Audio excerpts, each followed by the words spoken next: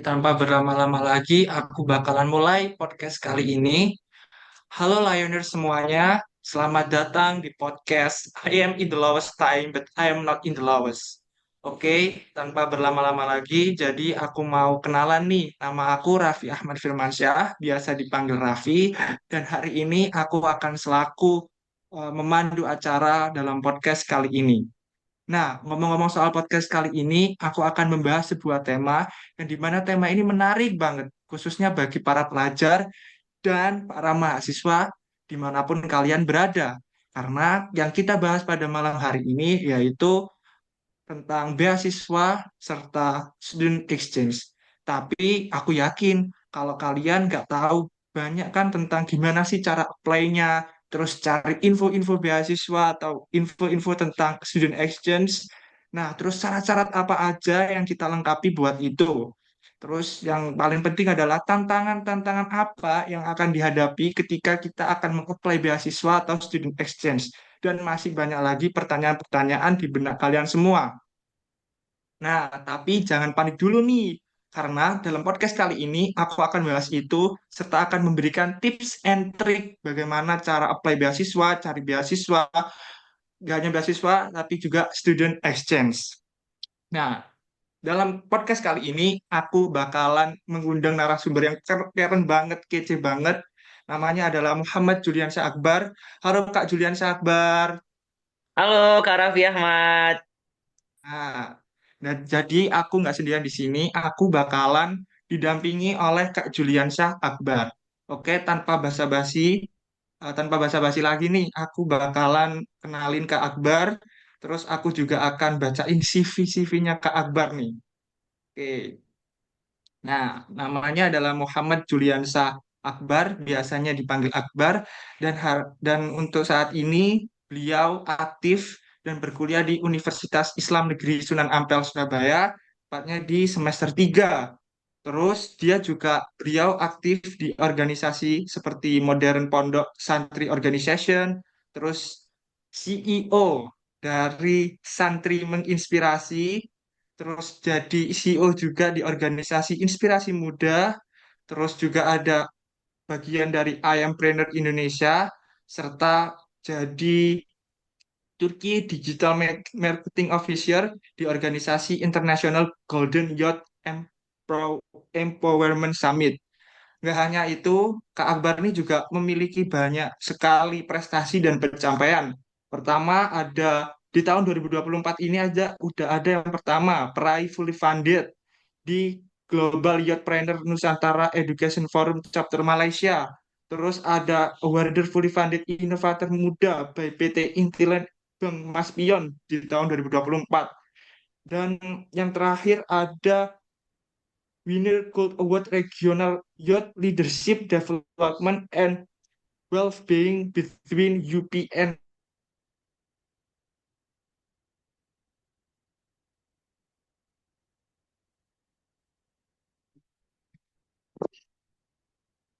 M Malaysia and Winsa Surabaya 2020 Bang. Nah, terima kasih ya Mas Akbar udah menyempatkan waktunya. Oke, Sama-sama. tanpa berlama-lama lagi, aku mempersilahkan Kak Akbar untuk menjelaskan tentang materi-materi yang akan disampaikan. Kepada operator, dipersilahkan. Oke, wah luar biasa. Sebelumnya terima kasih kepada moderator kita malam hari ini, Mas Raffi. Saya ucapkan juga yang terhormat kepada Saudari Iva, Kak Abel, yang juga telah bergabung pada malam hari ini. Saya juga mengucapkan terima kasih sekali lagi atas kesempatan yang telah diberikan. Pada malam hari ini kita mengadakan podcast yang diharapkan nanti bisa memberikan dampak dan kebermanfaatan. Mungkin boleh dibantu untuk share screen. Security ya, Kak. Oke.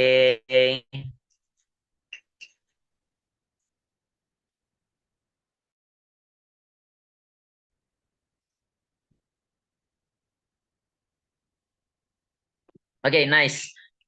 Oke, boleh mungkin di full-kan layarnya. Alright. Nah, Bismillahirrahmanirrahim. Indonesia negara hukum, rakyatnya harus patuh. Assalamualaikum warahmatullahi wabarakatuh. Halo teman-teman semuanya, gimana nih kabarnya?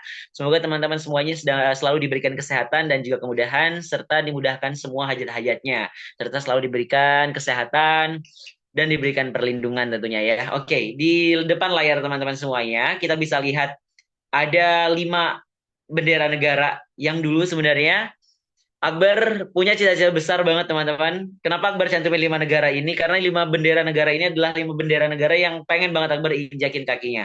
Mulai dari Singapura, pengen tahu gimana di sana sistem teknologi dan education-nya. Malaysia, gimana sistem keberagaman di sana. Mulai dari mereka yang bisa menampung berbagai macam migran dari berbagai macam negara. Turki, negara di 2 benua.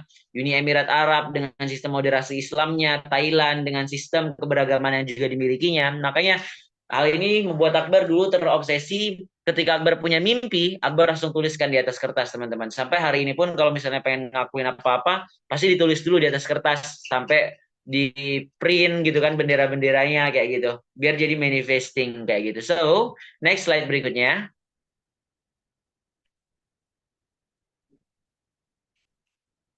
Nice.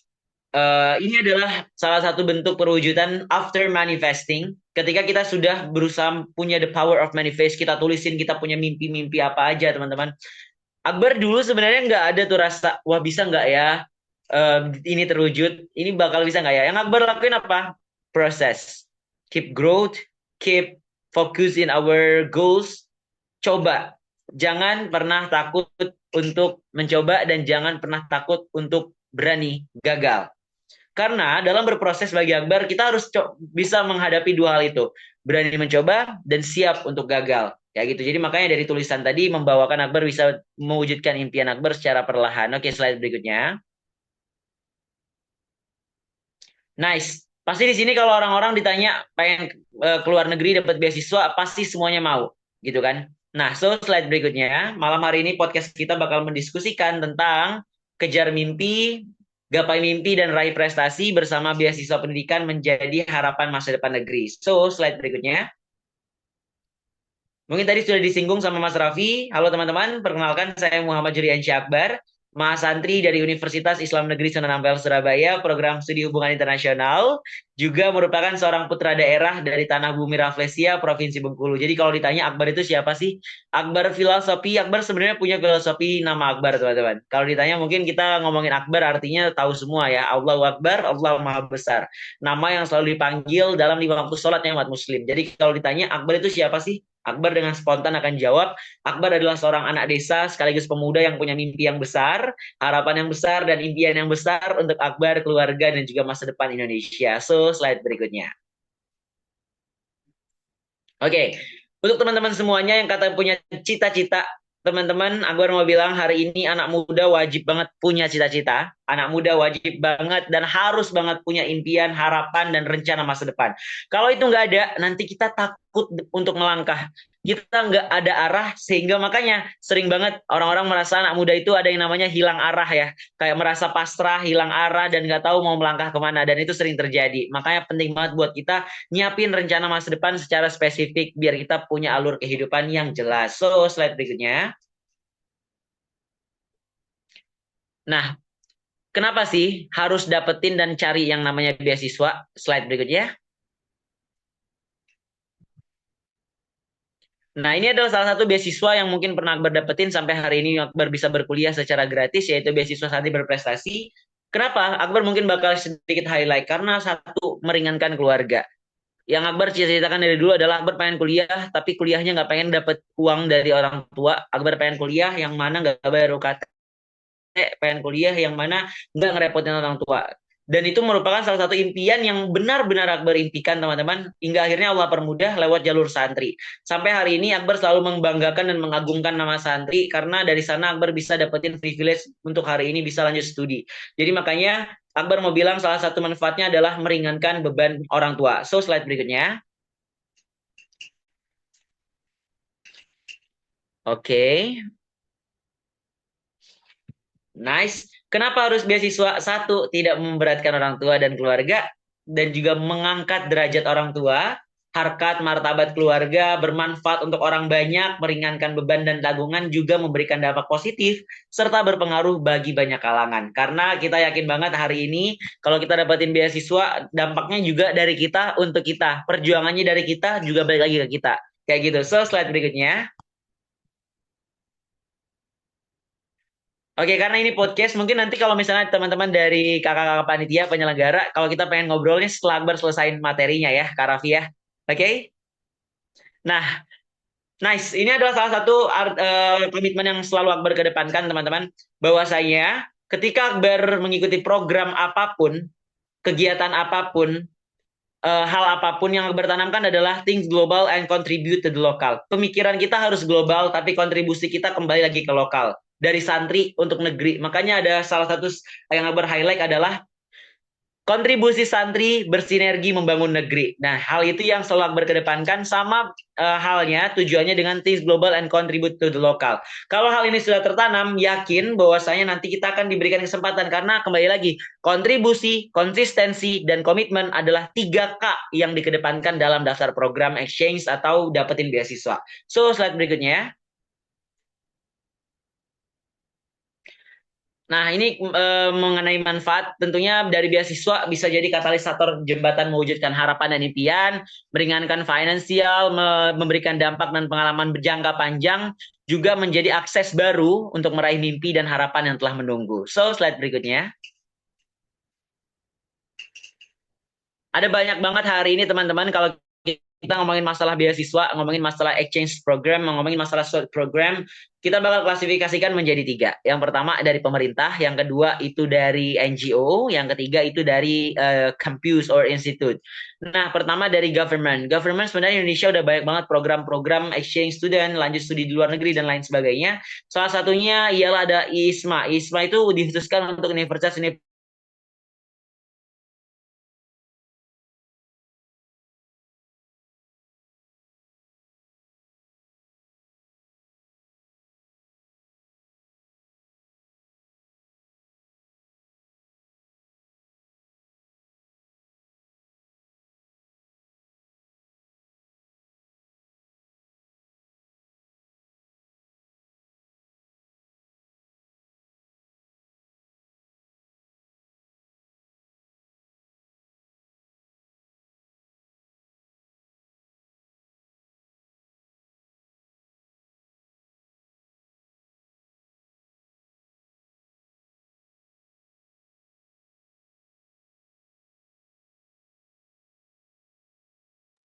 Oke, teman-teman, mungkin Kak Akbarnya sedang mengalami trouble dari sinyal. Aku ingin ambil alih sebentar. Jadi tadi kan sempat apa namanya di tengah-tengah ini Kak Akbar menyinggung tentang beberapa beasiswa yang Kakak Akbar dapetin. Terus habis itu alasan mengapa kalian harus apa namanya mendapatkan sebuah beasiswa dari mulai manfaat, benefit, terus kontribusi apa aja yang didapetin. Oke, Kak Akbar udah kembali. Mungkin Kak Akbar Oke, bisa meneruskan. Oke, mohon maaf sebelumnya teman-teman ada kendala jaringan. Thank you ya Mas Raffi. Oke, next kita continue yang kedua ada NGO. Hari ini NGO di Indonesia itu banyak banget teman-teman. Ya, NGO Indonesia mungkin kalau sekarang dihitung ada lebih dari 30 NGO yang fokus programnya di luar negeri. Nah, adapun dari beasiswa yang berdapatkan itu mostly or majority is from the non-governmental organization.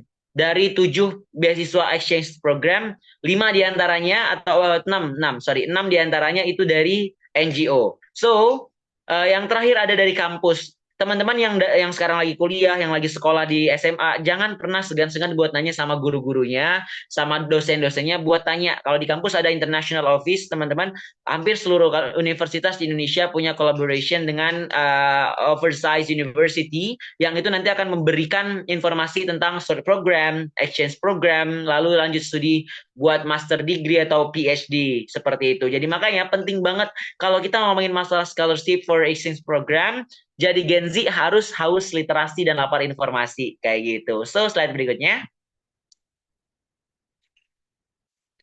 Nice. Nah, pertanyaannya adalah gimana bisa tahu yang namanya program beasiswa? Satu, Akbar selalu jawab ketika ada orang-orang yang nanya, Kak Akbar, kamu tuh dapat informasi program pertukaran pelajar dari mana sih? Research, research, and research. Karena kalau kita nggak riset, kita nggak bakal tahu programnya dari mana, input outputnya apa, tujuannya juga apa.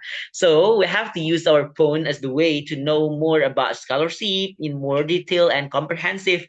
Jadi makanya teman-teman, gunain handphonenya jangan cuma dipakai buat scrolling dan juga overthinking, tapi fokus juga buat self-upgrading, juga fokus untuk gapai mimpi kita. Seperti itu. So, kuncinya adalah jadi Gen Z, jangan malas literasi, dan harus haus dan lapar informasi. Slide berikutnya.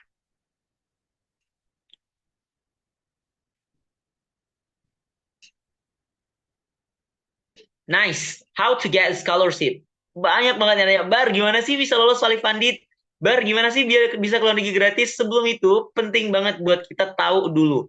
Sebelum kita daftar, hari ini Akbar sering banget dapat kabar. Kak Akbar, ini programnya beneran nggak ya? Kak Akbar, ini programnya bohongan nggak ya? Kak, ini nanti perdagangan manusia nggak ya, Kak Akbar? Saya takut nggak pulang, saya takut di sana nggak makan, Kak Akbar. So, we have to look for three component. The first one adalah lihat legalitinya, teman-teman. Legalitasnya. Biasanya dilihat dari mana? Lihat buku panduannya, bagian pertama setelah cover, itu ada nomor Kemenkumham. Kalau ada, berarti itu legalitasnya juga legal dari negara. Kalau nggak ada, perlu dipertanyakan. Yang kedua, dari alumni. Kalau alumninya udah ada, coba teman-teman cari testimonial alumni, beranikan untuk DM dan tanya-tanya, dan terakhir lihat dari sosial media serta eksistensi dari programnya. So, slide berikutnya.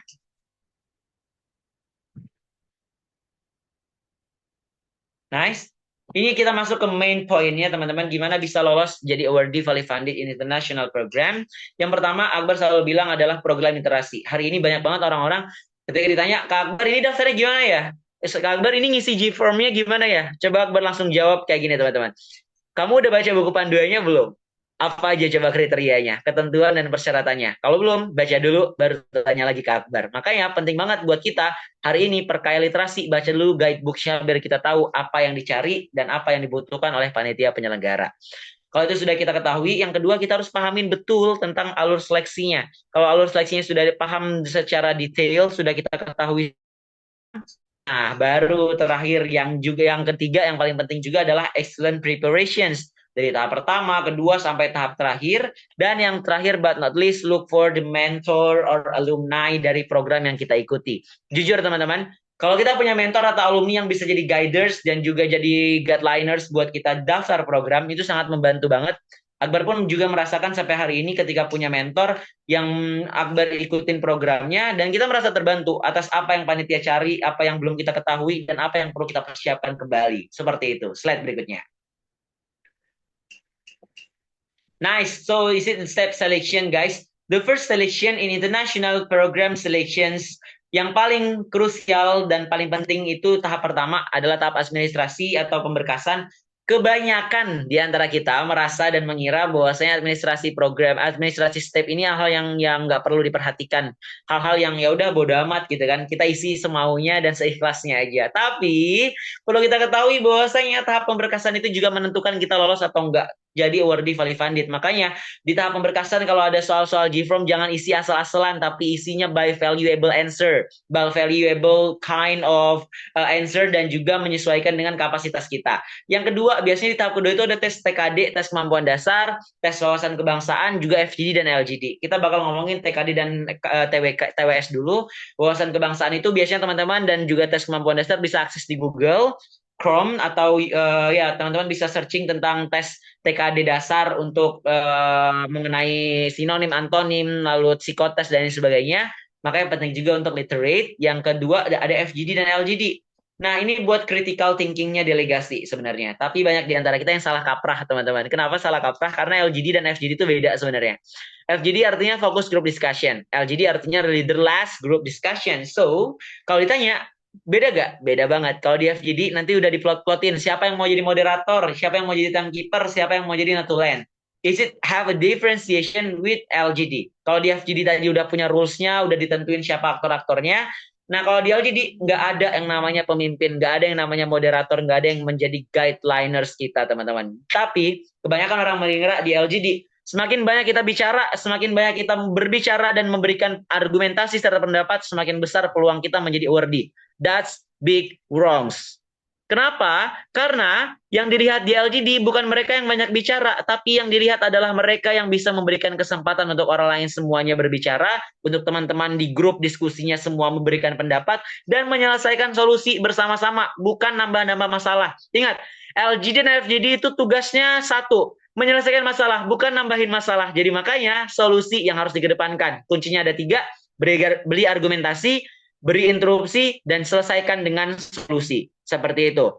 Kalau bisa teman-teman di FGD, teman-teman jadi aktor tuh, salah satu aja paling enggak. Di antara moderator kah, timekeeper atau notulen, biar apa? Biar notice oleh panitia penyelenggara. So, yang ketiga ada public vote. Ini jarang teman-teman. Tapi event exchange terakhir yang abang ikutin, yang International Conference Santri Mendunia, itu ada public vote. Kita buat video. Jadi dilihat dari banyak like, comment, dan juga share-nya. Tapi ini jarang sebenarnya. Tapi selalu prioritaskan dari tahap pertama ya. Yang terakhir but not least adalah interview sessions. Is it the most important selections? Karena nilainya paling besar teman-teman kalau ngomongin masa interview session. Kita dilihat attitudes, manner, gaya bicara, gaya bahasa, etika kita itu lihat di interview. So kita harus well preparation mulai dari pencahayaan, dress code yang nyaman, lalu jaringan yang memadai dan lain sebagainya agar bisa menjadi salah satu awardee yang capable. Jangan lupa senyum, sapa, salam adalah hal yang harus dikedepankan dalam tahap interview. So slide berikutnya. Alright, ini Akbar mau ngasih beberapa list beasiswa yang teman-teman bisa ikutin. Pertama dari pemerintah. Kenapa Akbar rekomendasiin? Karena ini yang pernah Akbar ikutin. Pertama dari LPDP Republik Indonesia. Hari ini juga Akbar kuliah di dananya dari LPDP dan juga Kemenak. Alhamdulillah. Lalu Mosma Kemenak RI. Kenapa Akbar berani direkomendasikan? Karena Akbar punya mentor juga dari Mosma. Waisili Program juga Akbar sekarang sedang ikut seleksi. Australian Award juga sedang daftar seleksi. Lalu juga ada NGOs program dari International Youth Contribution yang memberangkatkan Akbar ke Turki secara gratis. IGYE juga ke Turki, Semangat Muda Indonesia juga ke Malaysia, Singapura. Lalu Global Youth Trainer Nusantara, Captain Malaysia di bulan Juni lalu. Gold Nation yang memberikan Akbar gold kategori Captain Japan, dan yang terakhir Global Education yang memberikan Akbar kategori di special funded untuk program Malaysia, Singapura, and Thailand. So slide berikutnya. Nah, penting banget buat kita teman-teman memperhatikan ini juga kalau kita jadi mahasiswa hari ini ngomongin masalah tentang kejar mimpi, gali prestasi. Tugas kita satu, harus bisa melakukan manajemen waktu yang baik, tanggung jawab, serta memaksimalkan manfaat beasiswa, serta tentukan dan rencanakan masa depan kita sejak saat ini. Kalau kita masih nanti-nanti, mau kapan lagi? Hidup hanya satu kali, so hiduplah yang berarti. Seperti itu. So, slide berikutnya. Nice, ini ada beberapa sedikit capture yang memberikan Akbar kesempatan untuk bisa keluar negeri secara gratis, baik dari NGO, pemerintah, atau dari universitas. Slide berikutnya. Ini ada beberapa hal juga teman-teman yang harus kita perhatikan dalam dasar program internasional. Akbar ada quotes malam hari ini. Love what you do and do what you love. Cintailah apa yang kamu lakukan dan lakukanlah apa yang kamu cintai. Karena pada hakikatnya Akbar yakin banget anak muda Indonesia itu punya berbagai macam keahlian, kapasitas, dan kapabilitas. Jadi kembangkan, fokus sama apa yang teman-teman punya, fokus, jangan pernah banding-bandingkan diri, karena sejatinya yang menjalani hidup ini adalah diri kita sendiri, bukan orang lain. So, yang harus kita lakukan yang pertama adalah maksimalkan tahap seleksi. Rendah hati, jangan merasa tinggi, terus percaya diri, jangan merasa insecure, kuatkan usaha, perkaya materi dan literasi, attitude is very important, dan jangan merasa sudah hebat. Harus jadi gelas kosong, seperti itu. Tapi jangan seperti tong kosong yang nyaring bunyinya. So, yang harus kita lakukan adalah, yang tidak boleh kita lakukan adalah pertama, stop insecure, stop sombong, stop merasa hebat, stop nggak baca ketentuan dan panduan, stop menyepelekan tahapan seleksi, dan stop untuk tidak menggunakan attitude. Harus digunakan, seperti itu. So, slide berikutnya.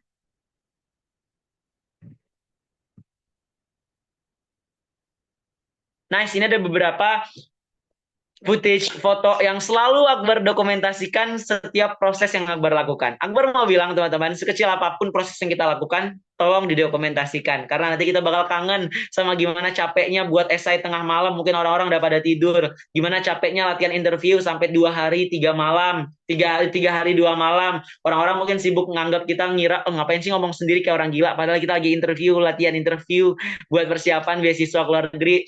Mungkin kalau misalnya dulu Akbar nggak berjuang dan mengorbankan waktu Akbar buat mempelajari tentang SDGs, latihan buat esai, latihan buat event-event yang Akbar ikutin, nggak bakal tuh Akbar bisa keluar negeri gratis. Makanya perlu hal yang kita perjuangkan, perlu ada hal yang kita juga korbankan, seperti itu. So, slide berikutnya.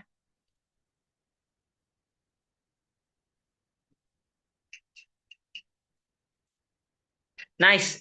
Teman-teman, ini adalah bagian juga dari hal yang selalu Akbar tanamkan dalam hidup Akbar. Satu, prinsip hidup yang sejauh dan selama ini yang bertanamkan adalah manjada wajada. Dulu tanggal 17 Juli 2017, Akbar pertama kali masuk pesantren. Akbar diberikan satu kata yang sampai hari ini jadi prinsip hidup seorang Akbar.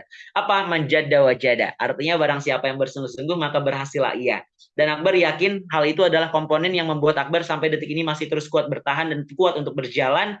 Kalau Akbar nggak sungguh-sungguh nggak bakal bisa tuh mencapai proses-proses dan impian yang Akbar harapkan, teman-teman. Ini adalah beberapa foto-foto ketika dulu Akbar di pesantren, ketika dulu Akbar masih berproses fokus gapai mimpi Akbar dengan menanamkan prinsip manjada wajada. Makanya teman-teman selalu kedepankan proses ketimbang hasil. Karena kalau kita mengedepankan prosesnya dengan semangat, dengan berusaha yang tinggi, dengan doa yang kuat, hakul yakin di dalamnya akan ada hasil yang indah dan skenario yang luar biasa dari Tuhan. Slide berikutnya.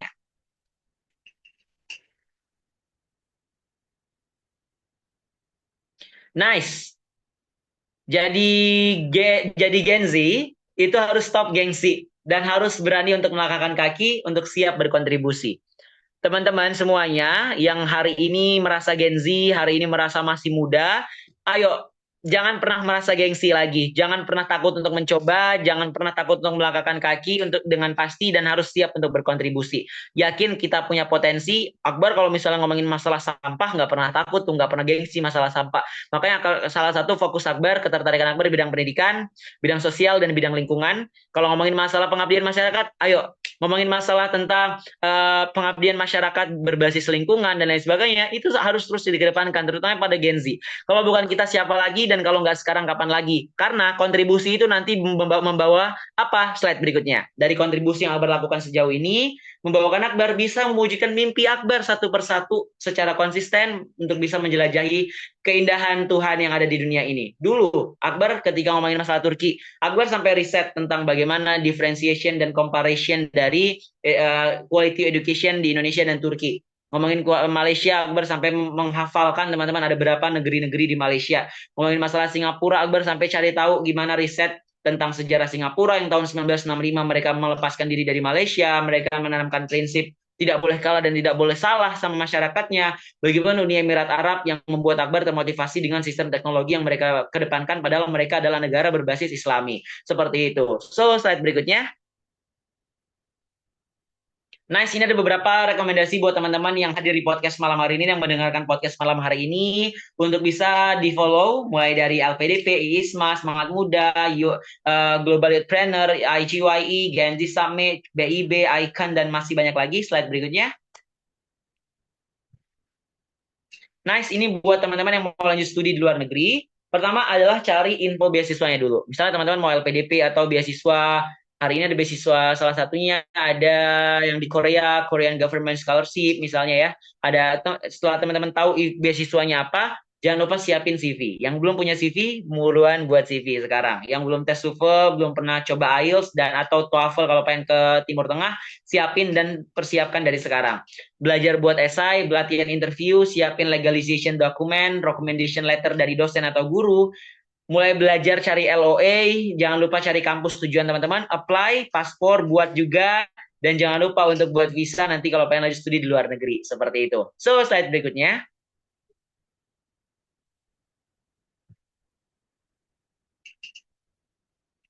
Nice, ini adalah salah satu quotes yang selalu Akbar kedepankan, teman-teman. Think global and contribute to the local menjadi principle things yang membuat Akbar berani untuk mencoba apapun, dimanapun, dan kapanpun selagi masih dapat izin dari Allah, dapat izin dari orang tua, dapat izin dari orang-orang terdekat Akbar, kata seorang santri sekaligus anak desa dari pedalaman bumi Rafflesia. Slide berikutnya.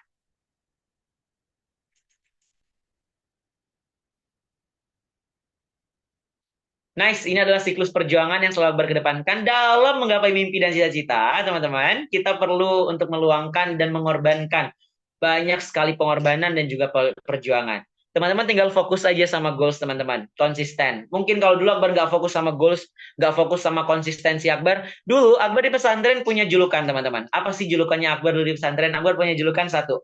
Namanya julukannya adalah perpustakaan berjalan. Karena kalau kemana-mana pasti bawa buku, bawa pulpen, sama bawa kertas. Orang-orang di pesantren ngiranya itu jasus. Jasus itu yang nyatet-nyatetin orang-orang yang ngomong bahasa Indonesia.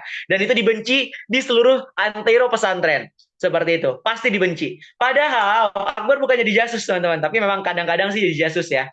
Nah, Akbar jadi apa? Akbar tuh kalau kemana-mana pasti bawa kamus dulu ya di pesantren.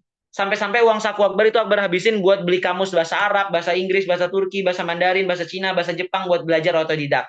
Sampai Akbar bisa belajar bahasa Turki dan diimplementasikan langsung di Turki. Seperti itu. Nah, orang-orang bilang gini, Bar, ngapain sih kamu beli-beli kamus? Kayak yakin aja bisa ke Turki. Ngapain sih kamu, Bar, bawa-bawa pulpen, bawa kertas, nyatet-nyatetin kosakata bahasa Inggris yang kamu gak tahu? I only answer their question. I just answer their question by smile. Even their smile, guys. Kalau misalnya ada yang bilang kayak gitu, yang ngerendahin kita, tinggal balas, adepin badan kita, balik badan kita ke mereka, tinggal bilang gini, senyum dulu, saya doain kamu panjang umur, sehat selalu, diberikan kemudahan, dan nanti bisa lihat saya di masa depan mewujudkan mimpi-mimpi saya untuk bisa menjelajahi dunia. Hingga hari ini, orang-orang yang dulu bilang kayak gitu ke Akbar, datang ke Akbar dan nanya, Bar, gimana sih bisa ke Turki? Bar, gimana sih bisa keluar negeri gratis? So, it adalah bagian dari proses seperti itu. Dan Akbar yakin dari hal itu semua menjawab perjuangan kita, teman-teman. Fokus di tujuan kita, konsistensi, percaya diri, dan yakin kita pasti bisa, serta seimbangkan doa dan usaha. Sedikit cerita spiritual yang Akbar milikin tentang doa. Akbar mau bilang bahwasanya jalur langit itu benar-benar ada dan nyata. Mungkin kalau misalnya dulu ketika di pesantren Akbar nggak menanamkan yang namanya, ya Allah, mungkin kalau Akbar baca surah Al-Fat, teman-teman mungkin kalau tahu, Inna fatahna laka fatham mubina, ayat pertama yang dulu ketika Muhammad Al-Fatih lahir dan ayahnya sedang ngaji surat tersebut, makanya namanya Mehmet Al-Fatih, seperti itu. Nah, sampai hari ini setiap selesai sholat 5 waktu, Akbar setiap selesai sholat 5 waktu pasti selalu space waktu Akbar buat baca 5 ayat pertama dari surah Al-Fat, Inna fatahna laka fatham mubina sampai azima, seperti itu. Karena Akbar merasa, Akbar doa sama Allah, ya Allah, jikalau ini bisa menjadi perantara Akbar untuk bisa berangkat ke Turki secara gratis, maka mudahkan dan izinkan. Dan benar teman-teman, sampai dulu ketika Akbar sebelum berangkat ke Turki di tahun 2022, Akbar baca ayat ini, sampai akhirnya Akbar di tanggal 22 Desember tahun 2022, Akbar lolos jam 11 malam, lolos pertukaran pelajar pertama Akbar Valley Founded ke Turki. Seperti itu. Dan Akbar mau bilang, the power of jalur langit itu ada dan nyata. Slide berikutnya.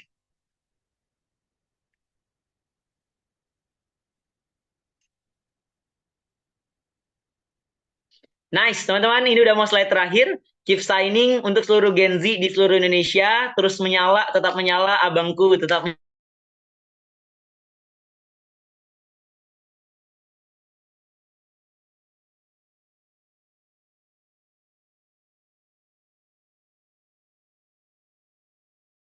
jangan apa-apa, belum bisa kemana-mana, tapi terus yakin sama diri sendiri. Akbar mau ngasih sedikit closing statement untuk seluruh anak muda di Indonesia yang katanya punya mimpi dan juga cita-cita. Coba sekarang kalau punya mimpi jangan cuma diratapi. Kalau punya mimpi jangan cuma direnungi, tapi kejarlah dengan penuh aksi. Kejarlah dengan penuh kontribusi. Ingat, hidup kita hanya satu kali. Dan kita nggak tahu kapan kita akan kembali. Kalau kata kakak Sherly, maka hiduplah yang berarti. So, semangat selalu, kejar mimpi dan gali prestasi. Slide berikutnya. Astaghfirullahaladzim, milaliko, syukron kasiron, arigato gozaimasu, stay very clear, thank you very much, terima kasih banyak. Saya kembali lagi kepada kakak moderator. Oke, sebelumnya terima kasih banyak Kak Akbar atas penjelasan yang sangat panjang. Terus habis itu isinya luar biasa banget, informatif sekali, ya kan ya. Nah, buat para Gen Z nih, apa yang dikatain Kak Akbar tuh bener banget. Kalau punya sosial media, jangan dibuat scrolling, jangan dibuat overthinking. Akan tetapi, coba kita hal yang lebih bermanfaat lagi. Contohnya tadi tuh literasi. Literasi bisa menambahkan kita, bisa membuat kita lebih pengetahuannya, wawasannya, dan lain sebagainya. Terus bisa mengetahui tentang informasi-informasi yang update, khususnya apa namanya bagi kalian para pelajar ya, ada beasiswa, terus ada student exchange, dan lain sebagainya. Karena itu tadi kata Kak Akbar, hidup itu cuma sekali, dan kita harus membuat sesuatu yang lebih berarti. Kalau punya mimpi, jangan cuma diratapi, akan tetapi ayo kita usahain supaya mimpi itu bisa tercapai atau tergapai. Nah, mungkin Kak Akbar lagi masalah jaringan. Aku tadi sedikit ngerangkum bagaimana perjalanan Kak Akbar eh, bisa meraih begitu banyaknya apa namanya beasiswa maupun student exchange. For your information, Kak Akbar ini penerima beasiswa Santi Berprestasi yang di mana beasiswa tersebut didanai langsung oleh Kementerian Agama Republik Indonesia. Setelah itu, Kak Akbar juga menjadi satu-satunya peraih fully funded program student exchange di Turki yang diadain oleh IGYE di tahun 2022 tadi. Kak Akbar udah sempat bilang ya itu tadi. Terus apalagi ya yang bisa kita kulik dari Kak Akbar.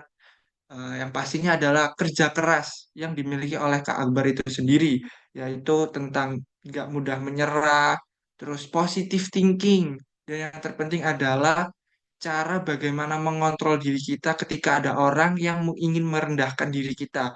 Yang kalau kita nih punya mimpi, terus ada orang yang pasti dong ngejudge atau dalam arti ingin membunuh rasa percaya diri kita. Nah, Kak Akbar memberikan tips and trick itu tadi yang luar biasa, di mana kita nggak boleh musuhi, tapi kita balas dengan senyuman dan lain sebagainya. Seperti itu. Nah, Kak Akbar nih udah kembali nih. Kak Akbar, aku punya beberapa pertanyaan, karena menurut aku jadi banyak sekali pertanyaan yang ingin aku tanyain, akan tetapi tadi udah lengkap banget yang Kak Akbar jelasin di slide. Mungkin ada beberapa, itu aja sih pertanyaannya. Yang pertama adalah, waktu Kak Akbar ingin ke luar negeri itu kan pasti ada keinginan ya. Mungkin tadi faktornya udah, apa namanya, udah dijelasin. Tapi aku pengen tahu, Kak Akbar waktu apply itu kan pasti ada yang namanya gagal, ya kan? Berapa kali kakak itu ditolak, terus bagaimana cara untuk kakak ini apa namanya nggak menyerah dan ayo aku harus bangkit lagi itu gimana? Karena menurut aku sendiri juga ya kak ya pernah 2 kali apply kayak Kak Akbar full funded terus ketolak. Oh kan akhirnya kayak merasa apa namanya down dan lain sebagainya dan gak ada rasa buat coba lagi. Nah, Kak Akbar buat numbuhin perasaan, ayo aku harus coba lagi, gagal it's okay, tapi dari kegagalan tersebut aku harus berubah, apa yang harus aku benerin. Itu yang pertama. Yang kedua, eh, negara atau luar negeri mana yang akhirnya Kak Akbar ini mimpiin tapi akhirnya bisa tercapai oleh fully funded itu atau dari program student exchange tersebut. Terus yang ketiga adalah esai karena menurut aku momok paling menakutkan dari setiap program awarder itu kan pasti ya esai. Bagaimana sih cara ya setidaknya tips and trick sedikit-sedikit lah. Bagaimana membuat esai yang membuat para reviewer tuh atau yang baca panitianya tuh tertarik. Seperti itu. Yang terakhir, mesti banyak yang tanya tentang kalau ikut student exchange tuh wajib nggak sih bisa bahasa Inggris? Terus apa namanya seberapa penting nih bahasa Inggris kalau ikut student exchange? Apakah faktor-faktor tersebut bisa menjadi acuan buat juri dan lain sebagainya? Itu sih. Terus oh ya, terus yang terakhir aku tuh pernah baca komen Instagram gitu kan. Aku waktu cari-cari tuh ada tuh di komen Instagram tuh bilang, wah ini organisasi ini apa namanya cuma mentingin uang karena yang fully funded tuh segini doang yang di apa diterima sementara disuruh partial atau special funded. Nah, ini yang paling penting bagaimana cara itu tadi ya menyeleksi akun-akun kan ada sih akun-akun bodong atau akun-akun yang dalam tanda kutip cuma mengambil sebuah keuntungan. Nah, tapi Kak Akbar bisa tuh kan udah berpengalaman sekali nih. Apa sih faktor apa saja selain tadi ada tulisan Kemenkumham, tapi selain itu apa faktor lain yang bisa meyakinkan para pencari beasiswa atau student exchange fighter tuh bisa tertarik? Gimana? Tertangkap atau cepatan saya ngomong Kak? Oke, oke luar biasa. Mungkin nanti boleh dibantu kayak satu-satu per pertanyaan Mas Raffi Oke, ya. ya Tadi bener. pertanyaan pertama tadi mungkin boleh diulang Oke, karena tadi sedikit pertanyaan pertama. putus-putus. Oke, oke. Pertanyaan pertama adalah bagaimana nih kan tadi kita udah bicara panjang ya tentang pencapaian. Nah, sebelum mencapai sebuah pencapaian tersebut, Kak Akbar kan pasti mengalami yang namanya fase gagal dulu nih. Ketika apply student exchange, terus apply beasiswa dan lain sebagainya. Bagaimana cara atau faktor apa yang bisa nguatin Kak Akbar? Karena kita tahu Gen Z itu kadang kalau sekali 2 kali apa ketolak tuh kadang udah skeptis nih, khususnya kayak gitu. Itu sih, itu dulu pertanyaan yang pertama. Oke, Bisa nice, luar dijawab. biasa. Thank you Mas Raffi atas pertanyaannya. Ketika kita bicara Akbar, kamu pernah gagal gak sih daftar exchange program? Jawabannya adalah sering. Ya, jawabannya adalah sering. So, ketika orang-orang mungkin yang berpost ya, yang berpertunjukan, yang berlihatkan ke orang-orang adalah fase ketika kita berhasil achieve-nya, berhasil untuk realize-nya. Tapi ketika fase gagalnya, itu kita secret, kita sensor kan, seperti itu. Nah, ketika ditanya, Akbar gimana kamu bisa growth atau bisa kembali bangkit lagi untuk mencoba, bangkit lagi untuk berani, untuk mengambil langkah kembali setelah melalui fase kegagalan? Jawabannya adalah satu, evaluasi diri dan muhasabah diri. Kenapa? Karena ini bagian dari komponen siklus perjuangan sebenarnya teman-teman. Pertama, kita udah punya niat. Kalau niatnya udah bagus, kita pengen keluar negeri buat belajar, bukan buat jalan-jalan, oke, pasti nanti bakal dipermudah. Kedua, udah punya niat, teman-teman buat strategi. Bakal ngapain aja? Mulai dari cari mentor, misalnya nulis tahapan seleksi, saya bakal latihan ini, persiapan ini, cari data ini, dan lain sebagainya. Buat strategi, nyiapin rencana, konsistensi, mulai. Ketika udah mulai daftar, tapi kalau endingnya gagal, gimana kabar? It's okay. Kegagalan adalah bagian dari kesuksesan. Gagal itu adalah bagian dari proses calon orang-orang sukses. Gak ada tuh hari ini teman-teman orang-orang yang tiba-tiba plek ketiplek jadi orang sukses kecuali jalur orang dalam. Seperti itu. Ya. Tapi kita coba mengaca Bapak B.J. Habibie, butuh proses nggak buat bikin pesawat? Ya, butuh. Thomas Alva Edison, buat lampu yang bisa menyala dan terang benderang pada malam hari ini, itu butuh ribuan kali percobaan sampai bisa menghadirkan lampu untuk dunia. Seperti itu. Jadi makanya kita coba mengaca sama orang-orang terdahulu. Nah, ketika gagal, teman-teman take a time, break, cari waktu buat istirahat sebentar. Jangan lama-lama istirahatnya. Istirahatnya buat apa? Evaluasi diri, muhasabah diri. Coba introspeksi apa yang masih kurang, apa yang harus diperbaiki. Jangan merasa kita nggak cocok, jangan merasa kita nggak layak, tapi jadikan kegagalan itu sebagai batu loncatan untuk kembali mencoba. Sudah kita introspeksi, bangkit lagi, cari strategi baru, rencana baru, mulai lagi sampai kita bisa menggapai mimpi dan prestasi yang sudah menanti. Itu untuk pertanyaan nomor pertama. Apakah terjawab, Mas Raffi? Sangat terjawab ya, khususnya buat para pendengar nanti yang bakal menonton podcast kita. Itu Ya, teman-teman, benar jadi gagal banget. itu wajar. Gagal itu wajar. Terus capek itu wajar. Istirahat dulu. Terus istirahatnya buat apa? Itu jadi kabar bilang buat muhasabah diri, evaluasi diri. Jadi jangan buat alasan kegagalan tuh apa namanya berhenti untuk melangkah. Tapi buat kegagalan itu sebagai motivasi untuk kita ke depannya. Benar begitu Kak Akbar? Yaps, nice. Bener banget nih teman-teman. Oke, yang kedua tuh tadi soal kita bicara soal di tahap eh, mengisi atau student exchange nih Kak. Salah satu, aku kan pernah ikut juga tuh ada tahapan yang pertama adalah membuat sebuah esai. Nah, ada nggak sih Kak ibaratnya tips atau trik atau sesuatu yang buat apa ya berbeda dari peserta lain yang akhirnya menarik tuh dari para panitia untuk wah ini anaknya bervalue, oh anaknya ini. Itu gimana tips and triknya? Kan bisa tuh ada yang esainya tuh flexing banget atau dia terlalu mengembang apa membanggakan dirinya atau bagaimana itu. Gimana sih tips and triknya untuk membuat esai? Karena esai sendiri adalah salah satu bagian penting untuk kita meng-apply apapun ya, baik beasiswa, student exchange fighter atau hal-hal lainnya. Oke, nice, luar biasa. Kalau kita thank you Mas Raffi atas pertanyaannya. Oke, buat teman-teman, ketika kita ngomongin masalah esai, sebenarnya banyak yang menganggap dan mengira tahapan esai ini adalah salah satu tahapan yang paling sulit untuk ditembus. Paling susah, seleksinya paling ribet, dan juga butuh pemahaman yang intens banget buat bisa menghasilkan dan melahirkan esai yang berkualitas. Nah, teman-teman, sebenarnya kalau esai pertukaran pelajar itu tidak jauh dari latar belakang, kontribusi apa yang mau dilakukan, dan motivasi apa yang membuat kita ingin mendaftar. Kita bakal klasifikasikan esai itu menjadi 3 bagian, mulai dari pembuka, opening, body, dan juga closing, bagian terakhir, closing statement. Nah, kalau pengen buat esai yang di notice oleh panitia, sebenarnya gampang banget. Satu adalah menyesuaikan ketentuan dan kriteria yang diberikan. Jangan sampai misalnya Akbar pernah belajar teman-teman dari salah satu proses Akbar gagal lomba kegiatan esai, seleksi esai, itu batasan minimum katanya 3.000. Tapi Akbar cuma lebih 3.000 satu kata. Yang seharusnya Akbar lolos jadi awardee Valley Funded, tapi panitianya bilang, mohon maaf Kak Akbar, sebenarnya Kak Akbar sudah bagus, tapi karena terdapat kelebihan, sehingga kita tidak bisa melanjutkan Kak Akbar sebagai awardee. Itu langsung disampaikan oleh admin dari panitia penyelenggara. Dari sana Akbar merasa, oh oke, is it di learning for me gitu kan. Nanti kalau misalnya buat essay lagi harus buat ketentuan, harus mengikuti dan menetapkan ketentuan yang sudah ada.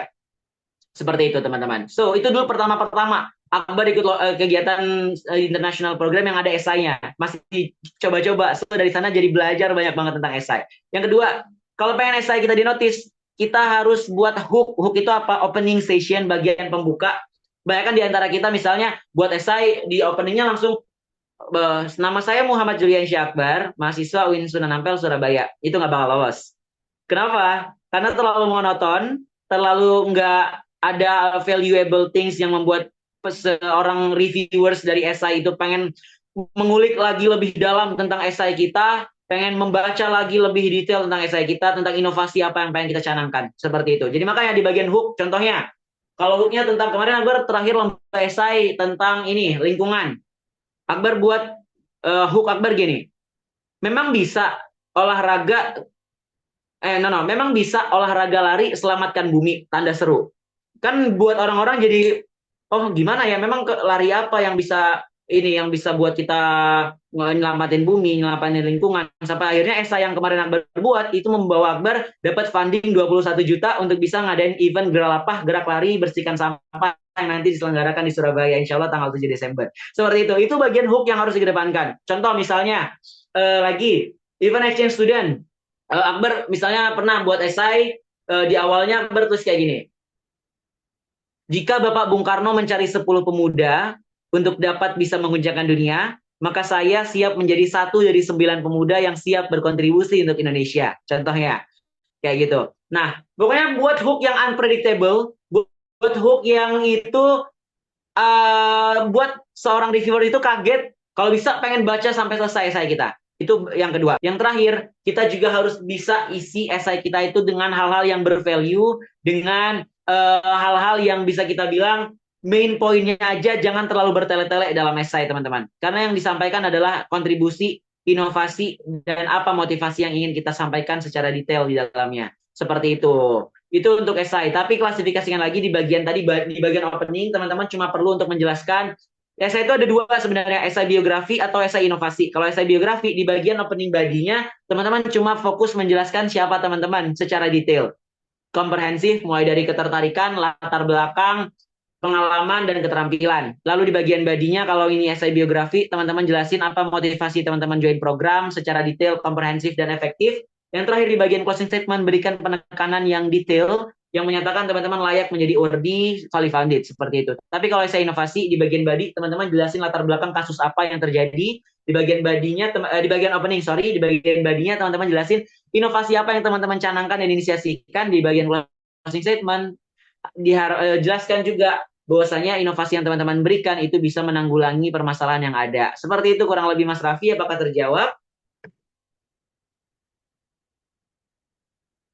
Oke, mohon maaf ya karena sinyal aku juga putus-putus ternyata. Maaf banget. Oke. Si tadi Kak Akbar. Sebelumnya suaraku terdengar jelas nggak atau putus-putus? Terdengar dengan jelas Kak Raffi, aman. Oke, terima kasih. Terus ada nih yang ketiga Kak, yang aku tuh pernah ya buka Instagram, terus dia cari-cari info tentang itu tadi student exchange. Terus ada nih salah satu komen di Instagram tuh bilang kalau lembaga-lembaga yang ngadain exchange di Instagram nih kadang susah untuk dipercaya karena mereka lebih menekankan buat orang-orang yang special funded atau yang partial funded atau apa sih? Tapi kalau misalnya bayar sendiri tuh aku lupa tuh. Self-funded. Nah, itu.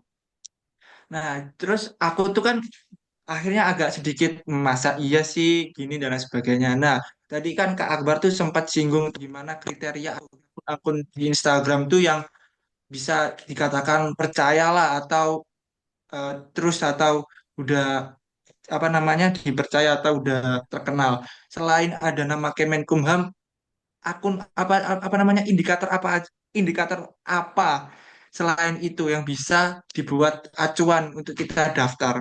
Karena kan kita tahu ya di sosial media tuh banyak sekali yang dalam tanda kutip kayak abal-abal atau cuma cari keuntungan seperti itu. Atau biasanya cuma berkedok jalan-jalan nih. Dia bilang kita student exchange akan tetapi dia tuh aslinya ya jalan-jalan kayak gitu. Makasih. Nice, thank you. Nah, oke teman-teman, terima kasih Mas Raffi. Sebenarnya ini kasus yang sustainable issues. Sebenarnya banyak banget teman-teman yang mengira dan merasa, wah kayaknya yang dilolosin ini, oh ini ada penipuannya, oh ini ada itunya, oh ini fake dan lain sebagainya teman-teman. Oke, sebenarnya stigma itu akan hadir ketika kita cuma mikirnya hal buruknya aja. Kan di awal Akbar sebenarnya dulu dari orang-orang Akbar kok ini katanya gratis kok ada bayar registrasi ya biasanya di awal tuh ada bayar registrasi. Akbar selalu jadikan dan niatkan bayaran registrasi itu satu dari kita untuk kita, dua Akbar anggap itu sebagai bentuk sedekah. Kalau itu udah kita tanemin teman-teman, nanti itu bakal jadi wadah untuk mempermudah alur seleksi kita. Dan ternyata memang benar ketika Akbar menjadikan hal itu sebagai hal yang Akbar pikirkan, oh ya udah saya jadikan ini bentuk sedekah saya anggap ini saya bayar ini nanti dapat relasi, kalau lolos nggak lolos saya kembalikan sama Allah gitu kan. Oh ternyata dari uang misalnya registrasinya cuma 75.000, 75.000 bisa ngeberangkatin kita keluar negeri gratis kayak gitu. Nah sebenarnya stigma tentang NGO yang cuma fokus di bisnisnya aja kalau kita bilang ya, itu beneran ada teman-teman, beneran ada. Sekali lagi teman-teman, makanya penting banget buat kita pilih-pilih dulu NGO apa yang mau kita cari. Kalau Akbar bahkan Akbar sampai cari alumninya dulu sebelum lihat legalitas.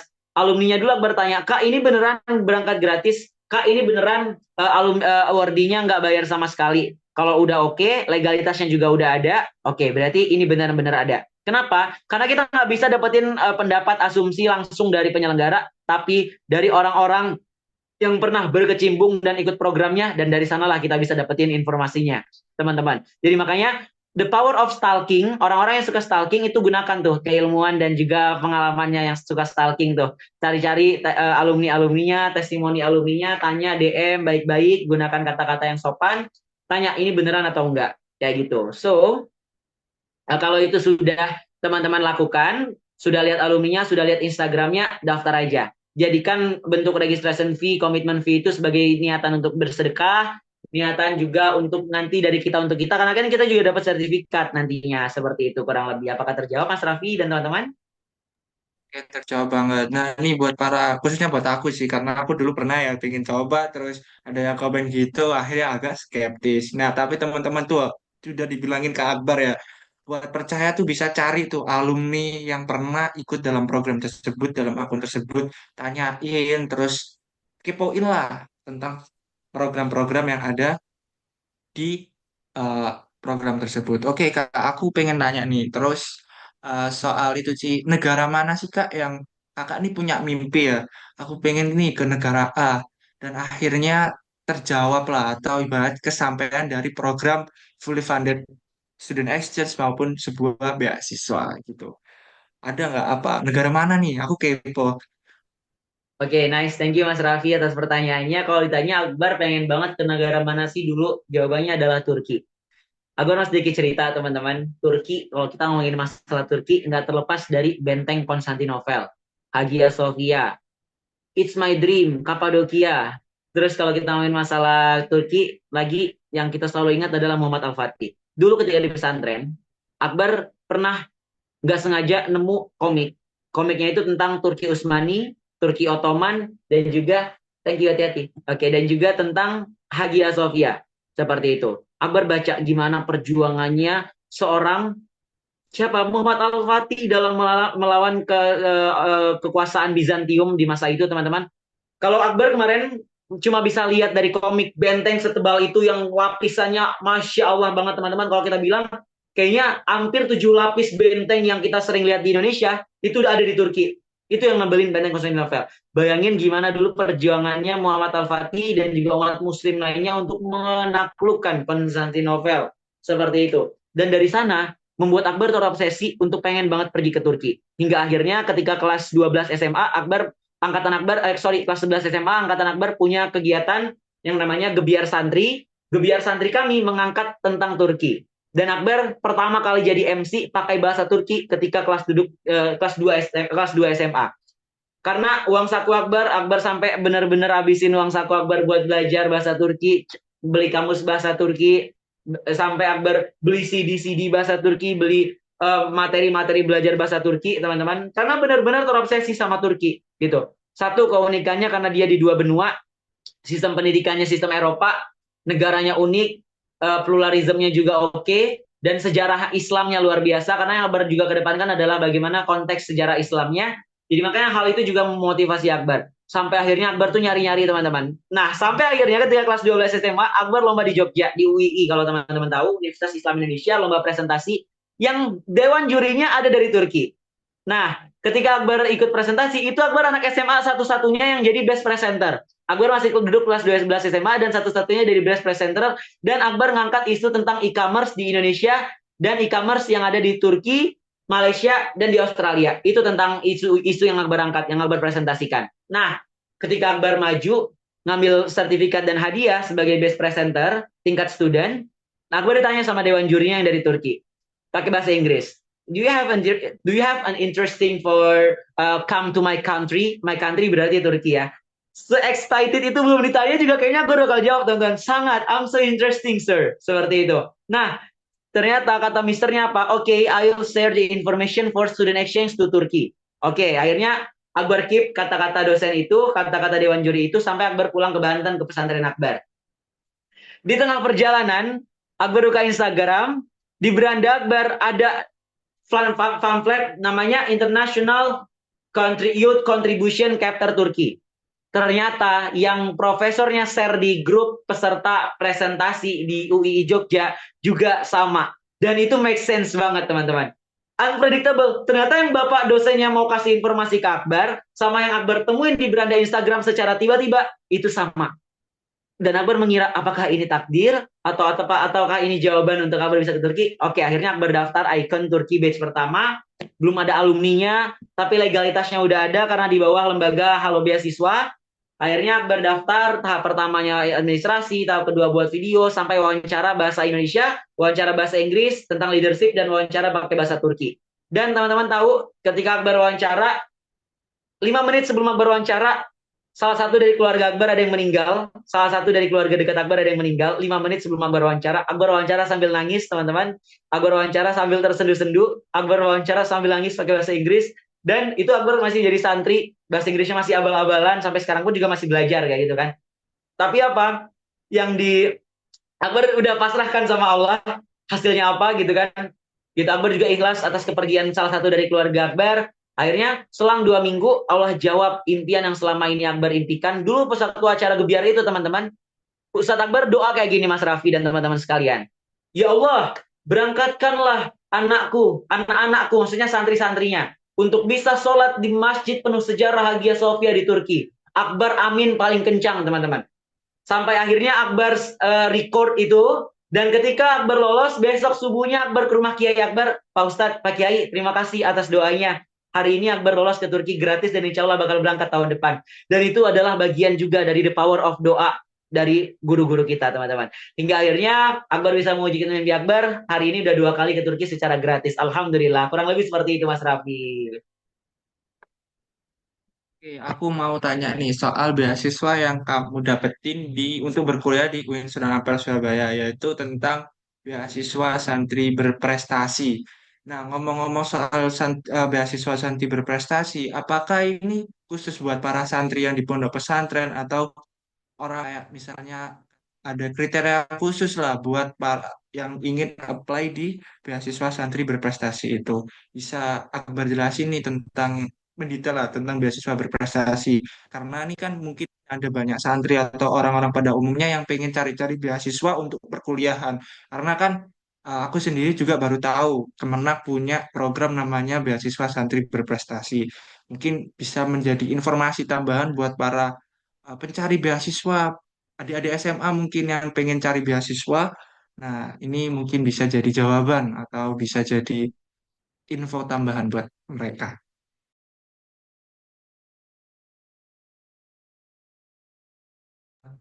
Maaf Akbar, itu mic-nya masih. Oke, thank you very much, Mas Raffi.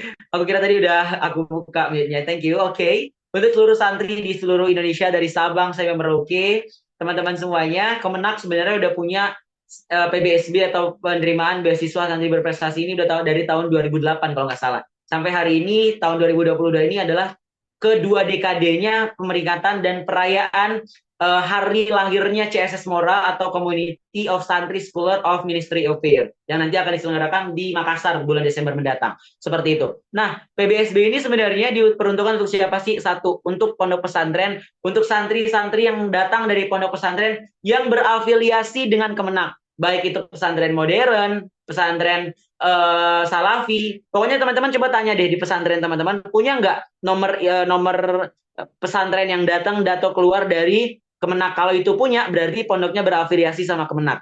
Itu. Kalau itu udah ada, itu golden ticket pertama. Kedua, teman-teman harus dapat apa recommendation letter atau surat rekomendasi dari pimpinan pesantren tempat teman-teman menimba ilmu.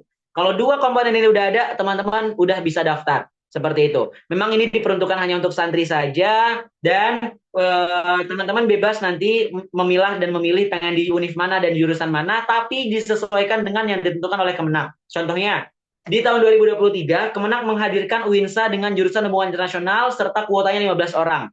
Oke, Akbar daftar di tahun 2022.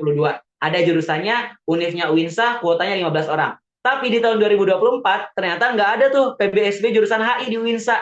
Seperti itu. Jadi makanya di setiap tahun itu bakal ada perubahan dan juga pergerakan dan transformasi kuota atau univnya atau tambahan univnya seperti itu teman-teman. Itu untuk daftar program PBSB. Tahapannya cuma ada 3. Tahap pertama itu pemberkasan.